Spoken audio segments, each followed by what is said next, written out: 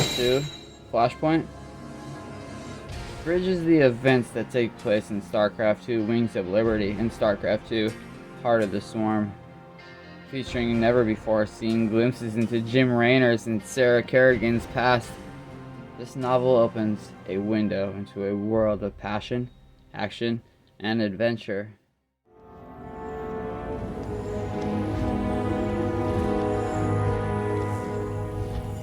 I made a deal with the devil, Jimmy. She dies, I go free. We all got our choices to make. Those were the last words of Tychus Finley, criminal, former Marine, and traitor, would ever hear from his old friend James Raynor. Tychus had made his choice first. He betrayed Jim's trust and friendship by attempting to murder Sarah Kerrigan, the former Queen of Blades, who now sprawled, shivering and vulnerable, in a red-black cavern inside the planet Char. Jim had chosen not to let him. Mr. Finley, carry them out.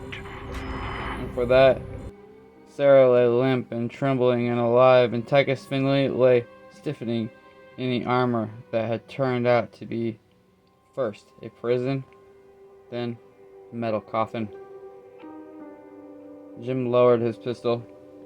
Smoke still drifted upward from its muzzle, mingling with the steam that curled and coiled at its feet, for berating his own lack of judgment regarding Tychus, for mourning the giant of a man whose rumbling voice he would never again utter either jokes or threats.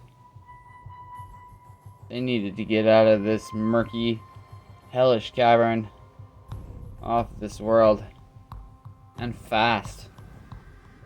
With Sarah Kerrigan, his men moved forward as their commander holstered his weapon, clearly intending to bring Tychus' body with him. Jim barked sharply, "Leave him!" "Sir?" Cam Fraser asked, confused. "We don't leave no one behind." Well, leaving him. I ain't gonna risk on your lives for the corpse of some traitor. Jim snarled. It was a valid argument. Even as he spoke the words, Jim knew it wasn't the only reason for his decision. He wanted to leave Tychus behind. Finley had cut a deal with Arcturus Minx. He would have never traded Kerrigan's life for his freedom. Now Sarah Kerrigan lived, and Tychus would rot inside his suit. There was a brutal justice about it that Jim suspected would rack his soul if he thought about it too much, but perhaps mercifully, there was no time for thinking. They had come here, to the Zerg base world of Char, to do what no doubt seemed like madness, to make the Queen of Blades human again. They had found her deep inside the volcanic ashy planet. She seemed completely stripped of her Zerg-given abilities and appearance. Gone were the bony wings and scaly skin that once covered her toned body, but her hair was still... It looked like it had worked, and looked like it was close enough for Raynor for now. We need a drop ship, Matt. Raynor said in his calm. Matt Horner, captain of the battlecruiser Hyperion, sounded stunned. It worked? That alien thing Valiant had us go find him? It really worked? Raynor knelt and, as gently as possible in the giant metal suit, slid his arms beneath Sarah and lifted her. She whimpered once, and his heart broke. "Looks like," he said.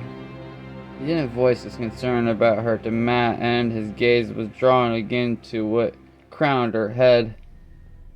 The long red, silky tresses Raynor had once run his hands through were still only things of memory. This part of the Queen of Blades had not changed. Instead of soft tendrils, what looked like hideous cross between tentacles, sectioned insect legs, and quills adorned her skull. Maybe like a tail that wasn't needed anymore. It was just a vesicle relic left behind after the artifact worked its voodoo. Maybe it wasn't. I really can't believe it, sir. Matt was still stuck in astonishment.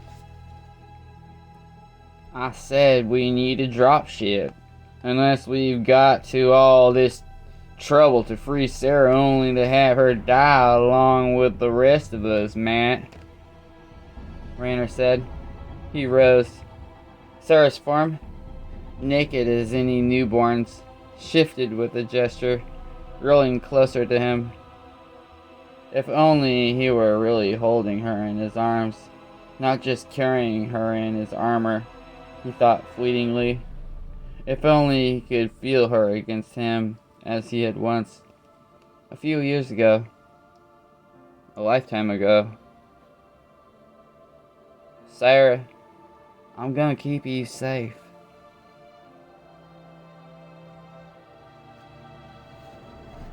Of course, sir, said Matt, snapping to attention again. The Zerg are going crazy without the Queen of Blades to direct them. Some of them are fleeing, but a whole mess of them are apparently just interested in suicidal runs. It's going to be tough getting something down to you, but we'll do it. Attaboy, Raynor said.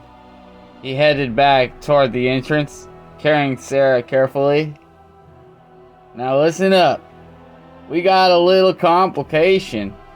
Your dropship needs to wait for a few groups, not just one. I had to split up my team. My group went to find out what the Xel'Naga artifact did to Kerrigan, and Lyle and Haynes stayed behind to protect it. Once you figured out where you're going to land that dropship, they'll bring it with them and meet us there. There was no way they were leaving the artifact behind. Jim could see it in his mind's eye. Sleek and black, slightly longer than a man was tall, with blue luminescent lines that revealed where 5 separate pieces had come together to create a single astonishing device. Raynor knew that although they had only begun to understand what it was capable of, he would always remember it and be grateful for what it had done for Sarah. I'll start analyzing the Terran for the safest place to park one, sir, Matt said. You do that. Jim ended the conversation and switched to another channel. They stepped out of the cavern. I killed my best friend and left him to rot in there. Into the red glow of what passed for sunlight on Char, it was an ugly and unpredictable world. The surface was rocky and black, or gray with ash, or simply just liquid fire. The atmosphere was survivable without hard skins. Barely. It was hell, pure and simple, and a fitting place for the Zerg to call their home. The voice was weak, but it was hers. Human, and she knew who he was. It's okay, I got you. That was all he needed to say. He walked slowly, carefully, then, feeling her gaze, he met her eyes. He did not give her a reassuring smile. His feelings ran too deep for that. He looked for her for a moment, then returned his attention to the ugly world around him. Worlds would come later. Right now, he needed to get her to safety. Hey, boss, said into his calm. It worked. You kept that Xel'Naga thing safe for me like I asked? Yes, sir, came Lyle's voice. Had to fight back a bunch of them, but when it first started, they've steered clear of it for a while. Was the damnedest things. Critters just started attacking each other. And I bet you ain't complaining. No, sir, not one damn bit. I'll let you know the rendezvous point as soon as we know ourselves. Jim glanced up at the red sky. You could see that the battle was still raging above the planet. Here and there were explosions, appearing as small puffs from this distance. You could even see tiny shapes of mutilisks closer to the surface.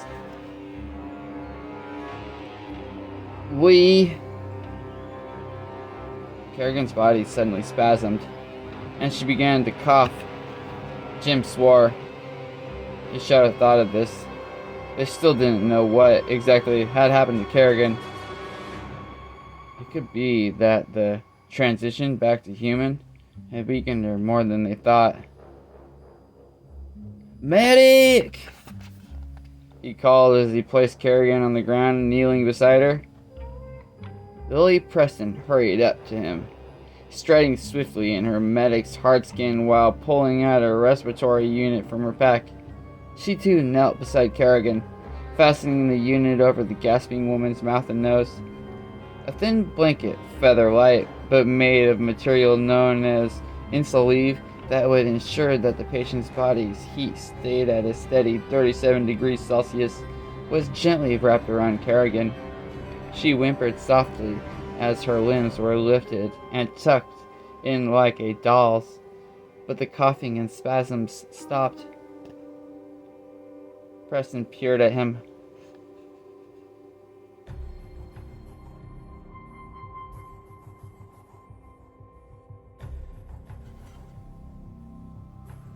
We don't know what she is anymore, Jim, She said. I'm treating her like a human, but She is human, damn it! Jim snapped, insisting on even thought he self was gripped with a cold fear that Kerrigan really wasn't. She has trouble breathing the air just like we do. Her body temperature. The ground on which the two knelt suddenly pitched like a wild animal, and there was a huge reverberating sound that seemed to go on forever. Several other raiders were knocked clean of their feet. Jim held Sarah close, trying to keep her stable. Out of the corner of his eye, he glimpsed a huge red glow, and he whirled to see what happened. A gigantic chunk of what had once been a battlecruiser was now nothing more than blazing wreckage. It had made things out of nightmares were swarming all over it. There were Zerglings, the smallest package in which Zerg hell came. Hydralisks were a maglev train wreck combination of insects with scythe-like arms, snake bodies, teeth that never ended, and neo-steel penetrating spines. They fired from their backs. Mutilisks were monsters that brought the ability to fly in atmosphere and in deep space, acidic blood and parasitic gleb worms into the mix. What the Zerglings lacked in size and unique attacks compared to their brothers, they made up for in numbers. Seemingly composed entirely of teeth and claws and carapaces, the Zerglings threw themselves on the wreckage, attracted like insects to the brightness and the heat, and screamed horribly as their bodies were burned to a crisp. Jim glanced skyward and shouted, "Brace for impact!"